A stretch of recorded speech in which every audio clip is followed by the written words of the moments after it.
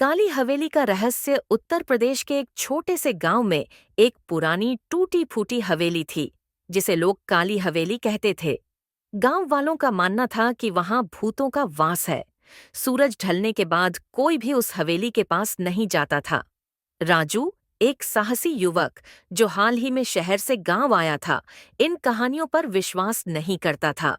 उसने ठान लिया कि वह उस हवेली में रात बिताकर सबको गलत साबित करेगा। गांव वालों ने उसे बहुत समझा। एक चांदनी रात को राजू एक टॉर्च और एक कैमरा लेकर हवेली की ओर चल पड़ा। हवेली के अंदर घुसते ही उसे एक अजीब सी ठंडक महसूस हुई। दीवारों पर जाले, टूटे फर्नीचर और खिड़कियों से आती सरसराती हवा माहौल को और भी डरावना बना रही थी। राजू ने पहला कमरा देखा, खाली। दूसरा कमरा धूल और जालों से भरा। लेकिन जैसे ही वह तीसरे कमरे में गया, उसे किसी के फुसफुसाने की आवाज आई। राजू, उसका दिल जोर जोर से धड़कने लगा। उसने इधर उधर देखा, लेकिन कोई नजर नहीं आया। तभी अचानक दरवाजा जोर से बंद हो गया। राजू घबरा गया, लेकिन उसने हिम्मत नहीं हारी। कौन है? उसने चिल्लाकर पूछा। एक सफेद साया दीवार से निकलता हुआ उसकी ओर बढ़ा।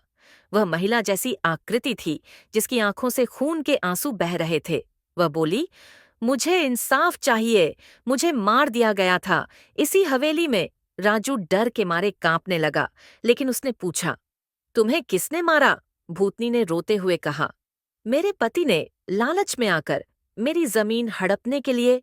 और फिर वह गायब। राजू ने यह कहानी मीडिया तक पहुंचाई। कुछ हफ्तों की जांच के बाद पुलिस ने पुराने सबूतों के आधार पर सावित्री के पति को गिरफ्तार किया। हवेली में अब कोई भूत नहीं दिखता था। गांव वालों ने राजू को हीरो माना। उन्होंने काली हवेली का नाम बदलकर सावित्री स्मृति भवन रख